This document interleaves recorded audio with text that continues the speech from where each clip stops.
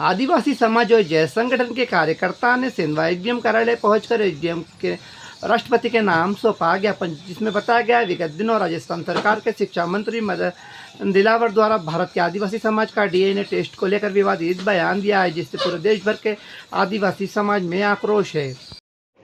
आज पुतला दहन भी किया है, एसडीएम कार्यालय में ज्ञापन भी दिया, क्या मामला है? ये जो है राजस्थान के शिक्षा मंत्री के द्वारा भारत में रहने वाले आदिवासियों को जो है हिंदू बोलना और हिंदू बोलने के साथ साथ में उन्होंने आदिवासियों को गाली भी दिया। वो गाली ऐसे दिया कि आदिवासियों के बापों का डीएनए हम कराएंगे कि ये हिंदू है।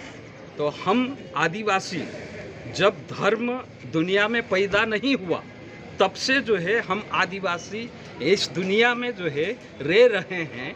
हमारे देश भारत में हम रह रहे हैं, राजस्थान में रह रहे हैं, गुजरात में, मध्य प्रदेश में आदिवासी रह रहे हैं। हम उनको बताना चाहते हैं कि अगर वो पढ़े लिखे होंगे तो वो इतिहास को जो है खकोले।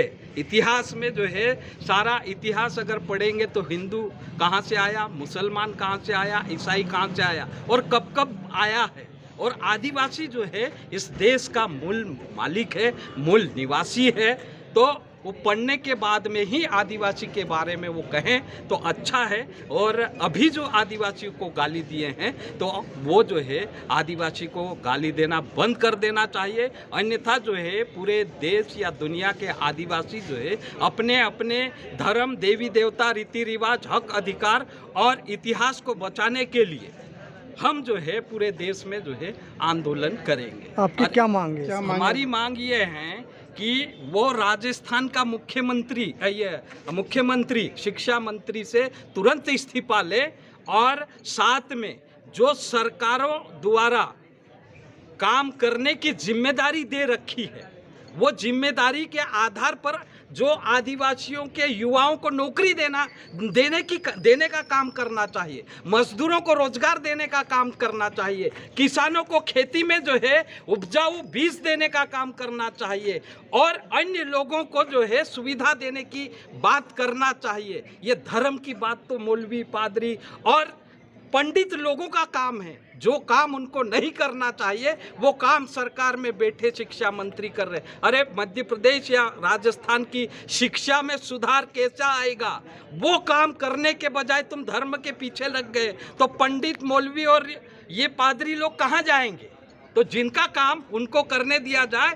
तुम जो है जो काम करना चाहिए वो काम करो और इस्तीफा देके घर बैठो। तुमको जो है मंत्री रहने का वहाँ पर कोई अधिकार नहीं है। तो हमारी मांग है कि तुरंत उनसे इस्तीफा मांगा जाना चाहिए और उसके बाद में वो आदिवासियों से जो है माफ़ी मांगना चाहिए।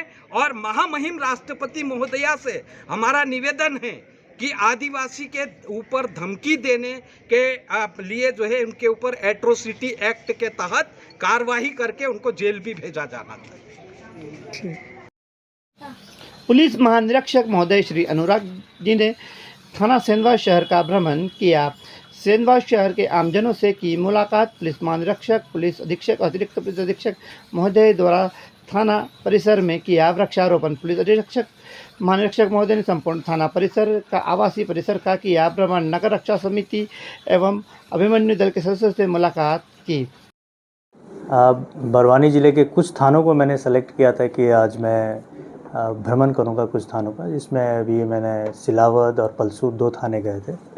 अभी 2 और थाने, चूँकि यहाँ सेंधवा में अगला मेरा था भ्रमण, तो यहाँ 2 थाने हैं, ग्रामीण और शहर का। इस दोनों का मैं भ्रमण करने के लिए आया।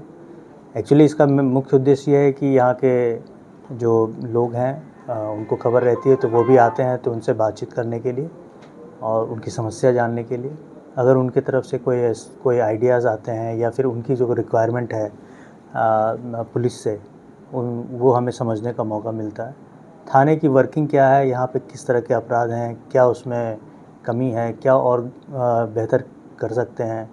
कोई कमी है तो उसके लिए हम कुछ निर्देश जारी करते हैं, कुछ सजेशन देते हैं और वरिष्ठ अधिकारी भी साथ में रहते हैं। तो ये सारी चीज़ों का एक हमारा प्लान रहता है बीच बीच में जाने का, न केवल बड़वानी का, दूसरे अपने जोन के दूसरे ज़िलों में भी मैं इसी तरह से थानों का भ्रमण करता हूँ। सर 1 जुलाई से न्याय संहिता लागू हो रही है सर, इसको लेकर पुलिस प्रशासन की क्या तैयारियां हैं सर? धाराएं बढ़ी है तो किस तरह से काम करेगी पुलिस सर? 1 जुलाई की रात्रि के 12 बजे से ये पूरी तरह से रोल आउट हो जाएगा। जो नए कानून है BNS, BNSS और साक्ष्य अधिनियम के जो नए कानून आए हैं वो सभी लागू होंगे। इसके लिए जितने भी विवेचक हैं उन सारे विवेचकों की ट्रेनिंग हो चुकी है और 3 दिन की ट्रेनिंग जिला मुख्यालय पे की गई थी। हमारे मास्टर ट्रेनर कुछ तैयार हुए थे, कुछ ऑनलाइन से कुछ एक्सपर्ट्स उनकी ट्रेनिंग दिए हैं और कुछ जो जुडिशरी के जो अधिकारी होते हैं, जज होते हैं, उन लोगों ने भी कंट्रीब्यूट किया, अपनी सजेशंस दिए हैं। तो एक तरह से सारे विवेचक पूरी तरह से ट्रेंड हो गए हैं। फिर भी चूँकि ये नया है, नया कानून है, शुरू के कुछ प्रॉब्लम्स होंगे, थोड़े बहुत देखते देखते और पढ़ते पढ़ते सीखते हुए हम लोग इसको पूरी तरह से अच्छी तरह से इसको लागू करने के स्थिति में। और 1 तारीख को एक बड़ा कार्यक्रम हम थाने पे, हर थाने लेवल पे आयोजित कर रहे हैं, जिसका एक कार्यक्रम जारी हो चुका है, जिसमें प्रबुद्ध लोग आएंगे। उनको बताया जाएगा कि जो नया कानून है वो किस तरह से बेहतर है पुराने की तुलना में और उसमें क्या नई चीज़ें आई हुई हैं। सर साइबर क्राइम के लगातार मामले बढ़ रहे हैं सर, साइबर ठग नई तरकीबें अपना रहे हैं। शहरी क्षेत्र में काफ़ी जागरूकता है लेकिन ग्रामीण क्षेत्र में जागरूकता की कमी है। इसको लेकर पुलिस को अवेयरनेस का कार्यक्रम करेगी, ग्रामीणों को जागरूक करेगी सर साइबर ठगी को लेकर? ये बिल्कुल आप सही बोल रहे हैं कि नया जो ट्रेंड स्टार्ट हुआ है क्राइम का, ये नए तरीक़े का क्राइम है और किसी भी जगह से बैठ के कोई भी फ़ोन करता है, किसी भी रूप में करता है और पब्लिक को वो किसी भी तरह के भ्रम में डाल के उसके अकाउंट से पैसे निकालने की कोशिश करता है और कई बार वो सफल भी हो जाते हैं। इसमें अवेयरनेस की बहुत ज़रूरत है। अवेयरनेस हर लेवल पे इस पे जारी हो रहा है। इवन भोपाल की जो साइबर टीम है वहाँ पे वहाँ से कई सारे पम्पलेट जारी होते हैं, लिफलेट जारी किए जाते हैं।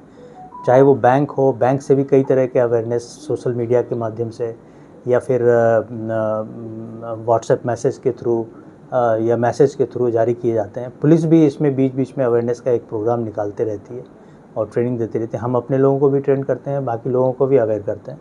इस दिशा में काफ़ी पुलिस धीरे धीरे अच्छा काम कर रही है और हम लोग जैसे फाइनेंशियल फ्रॉड होता है, जो मैं पब्लिक से अपील करता हूँ, लोगों से अपील करता हूँ कि 1930 पे जितनी जल्दी हो सके उस पर कंप्लेन दर्ज करें। 1930 बहुत इम्पॉर्टेंट ये नंबर है, कहीं से भी बैठे हुए हैं 1930 पे आप अगर कंप्लेन करते हैं तो उसमें जितनी जल्दी करेंगे आपके पैसे को हम उतनी जल्दी बचा सकते हैं।